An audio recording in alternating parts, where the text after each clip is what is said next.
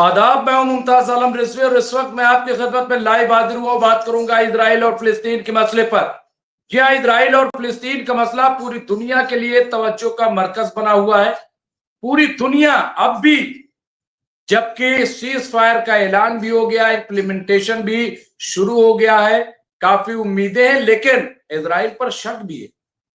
शक इसलिए है कि जिस तरह के बयान इसराइल के वज़रा दे रहे हैं और इससे पहले उनकी जो कारकर्दगी रही है उसको लेकर के शक भी है।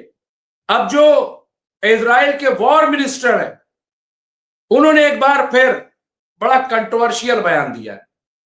उन्होंने कहा कि जैसे ही बंधक छूट जाएंगे हम जो टनल है गाजा के अंदर उसको डिस्ट्रॉय करेंगे, उसको डिसमेंटल करेंगे, खत्म करेंगे। दरअसल ऐसा लगता है कई बार कि इनकी सारी उलझन ये है कि हम टनल तक क्यों नहीं पहुंच सके, हम बंधकों तक क्यों नहीं पहुंच सके, हम हमास के तमाम जो उनके सिपाही हैं, लड़ाके हैं, जंगजू हैं, जो भी आप नाम दे लीजिए, आतंकवादी हैं, उन तक पहुंच के नहीं क्यों नहीं पाए।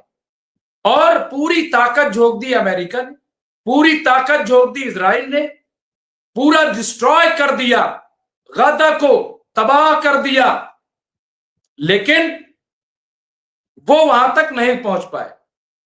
अब यहां पे अबू हमजा जो शहीद हुए गाजा के लीडर, उन्होंने एक बात कही थी शहीद होने से पहले। उन्होंने कहा था कि अगर इजराइल अपनी ताकत की बुनियाद पे गाजा को रेजा रेजा भी कर देगी तब भी वो हम तक नहीं पहुंच पाएंगे। बंधक तो तभी छूटेंगे कि जब हम चाहेंगे, हमारी शर्तों पे। और 2 साल बाद उनकी बात सच हुई। बंधक इजराइल अपनी ताकत की बुनियाद पे नहीं छुड़ा सकता, बल्कि उसे अगर यह कहा जाए सहाफत की जबान में घुटने टेकने पड़े और हमास की शर्तों को मानना पड़ा, और उसके बाद हमास बंधकों की रिहाई के लिए बात की। और अब हमास तो वहां पे मैदान में आ गई। उसके लोग जो है उन्होंने एडमिनिस्ट्रेशन संभाल लिया और आईडीएफ बड़ी खुशी खुशी वहां से निकल पड़ी। कल किसी ने लिखा कि जान बची तो लाखों पाए, और ये सच्चाई है भाई। 2 साल से बेयारो मददगार जो एयर स्ट्राइक करने वाले वो तो ठीक है, उनका क्या है, वहां एयर डिफेंस सिस्टम तो है नहीं कि कोई खतरा है, अपना उड़े, 1-2 घंटे में दूरी भी बहुत नहीं है, और अपना घूम टहल के आए बम गिरा के। और उसके बाद जैसा कि कैप्टन साहब हमारे कहते हैं, ग्रुप कैप्टन, कि भाई नाश्ता बाद में करेंगे, आओ 2-4 बम गिरा के आते हैं, लंच बाद में कर लेंगे, आओ एक आध फेंक के आते हैं। तो ये सही है, ईरान थोड़ी है कि वहां पे बस फेंक के चले आएंगे। तो ये सच्चाई है। लेकिन उनसे पूछिए, उन आईडीएफ के जवानों से जो गाजा के अंदर थे या गाजा के बॉर्डर पे थे, उनका क्या हाल था, जो चौकियों में थे, इन्फेंट्री जो है, उनसे पूछिए। और क्या वो अंदर तक जा पाए? क्या नहीं जा पाए, नहीं जा पाए, आपको बता रहे। सिर्फ एयर स्ट्राइक हुई। तो बहरहाल अब ये कि हम टनल को डिस्ट्रॉय करें, कैसे करेंगे आप? फिर फौज भेजेंगे क्या? जबकि मुआहदे में तो यह है नहीं कि अपनी फौज भेजेंगे, मुआहदे में तो यह है कि आप अपनी फौज को बाहर निकालेंगे। तो टनल डिस्ट्रॉय कैसे की जाएगी?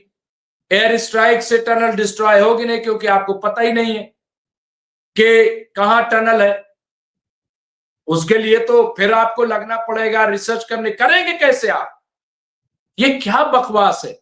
इसके अलावा हमारे साथ आज मेजर जनरल जावेद इकबाल साहब जुड़ेंगे, मैं उन्हें स्क्रीन पर ले आऊंगा। लेकिन उससे पहले मैं 2-3 अपडेट जो आई हैं, मैं सोच रहा हूं बड़ी इंपॉर्टेंट है, वो मैं आप खिदमत पेश कर दूं, और उसके बाद फिर मैं बात करूं। यहां पे आप देखिए, एक तो ये कि कई ऐसी यहाँ ज़ायनिस्ट है, यहाँ पे ड्रोन उड़ान भरता है। यामुर अल शफीक के यहाँ पे बताया गया आसमान पर और लाउड स्पीकरों के माध्यम से नागरिकों के खिलाफ भड़काऊ संदेश प्रसारित जारी करता है, यहाँ पे ऐसा बताया गया। इसके अलावा ये भी खबर आ रही कि जो आतंकवादी अल जुलानी, ये रिपोर्ट है जो आ रही है, सरकार दमिश्क के ग्रामीण क्षेत्र में सैयदा जैनब क्षेत्र में इराकियन स्ट्रीट का नाम बदल करके मुआविया स्ट्रीट कर रही है, जहां शिया परिवार रहते हैं। ये न्यूज चलाई जा रही है। इसके अलावा गाजा में इजरायली सेना द्वारा छोड़ी गई ईंट के रूप में जासूसी उपकरण सामने आ रहे हैं। इसके अलावा हजरे तजस्सुस उसका नाम दिया। इसके अलावा एक खबर यह भी है कि ट्रंप की यूएसएस हैरी एस ट्रूमैन यात्रा के दौरान जहाज के पतवार को हुए भारी नुकसान को एक बड़े झंडे के पीछे छिपा दिया गया था। यमन ने कहा उन्होंने जहाज को नुकसान पहुंचाया, ये उनका दावा है, और यमन अभी भी तैनात है। कहने का मतलब यह है कि अंसारुल्लाह लौती अब भी रेड सी पर काबिज है। इसके अलावा एक और वीडियो जारी हुआ है, अमेरिका सेना से संबंध है, सीरियाई सीमा से इराक में प्रवेश कर गया, जिससे बख्तर वाहनों और सैन्य तथा रसद उपकरणों से लदे 150 ट्रक शामिल हैं।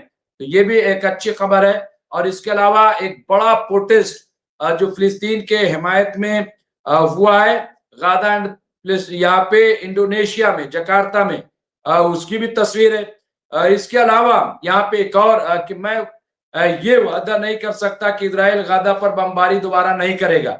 सबसे पहले हम अपने बंधकों को छुड़ाएंगे, फिर हर मामले को उसी हिसाब से सुलझाया जाएगा। अब यहाँ पे ये बयान जो आया, ये बयान किसका है, आप देखिए यहाँ पे वॉल स्ट्रीट। अब यहाँ पे मैं पूरी रिपोर्ट यहाँ पे मैरू में एक लेख में रिजर्व मेजर जनरल यहाँ पे इत्ज़ोक ब्रिक कोई है, उन्होंने कहा है कि नेतन्याहू अंततः हमास को पूरी तरह से पराजित करने के अपने लक्ष्य को प्राप्त नहीं कर पाएंगे। नेतन्याहू का लक्ष्य जमीनी स्तर पर सफल नहीं हो पाया है तथा युद्ध जारी रहने से इजराइल को विश्व के साथ अपने संबंधों पर प्रतिकूल यानी निगेटिव असर पड़ेगा। इजराइल सैन्य दबाव वो कारण नहीं था जिसके चलते हमास ने समझौता किया। यदि युद्ध नेतन्याहू की मंशा के अनुसार जारी रहता तो इजराइल एक गतिरोध पर पहुंच जाता। वॉल स्ट्रीट जर्नल की रिपोर्ट, हमास ने इजराइल को सूचित किया है कि वो आज 20 बंधकों को जीवित छोड़ने के लिए तैयार है। तो यहाँ पे आप देखिए, इसके अलावा एक और यहाँ पे खबर आ रही कि तुर्की जिसने हमास को अमेरिकी योजना स्वीकार करने के लिए प्रेरित किया था, इजराइल और हमास के बीच मध्यस्थता में तथा गाजा पट्टी और उसके आगे के भविष्य में बढ़ती और महत्वपूर्ण भागीदारी दिखा रहा है।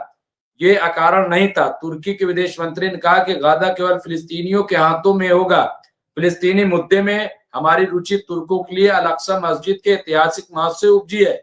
इस प्रकार फिलिस्तीनी मुद्दे पर प्रभाव की एक धुरी उभरी है जो तुर्की और कतर से होकर गुजरती है, जो मुस्लिम ब्रदरहुड धुरी का समर्थन करते हैं, जबकि दूसरी धुरी सऊदी अरब से मिस्र और खाड़ी तक जाती है, जो फिलिस्तीनी प्राधिकरण यानी अथॉरिटी का समर्थन करते हैं। तो बीच बीच में मैं और बड़ी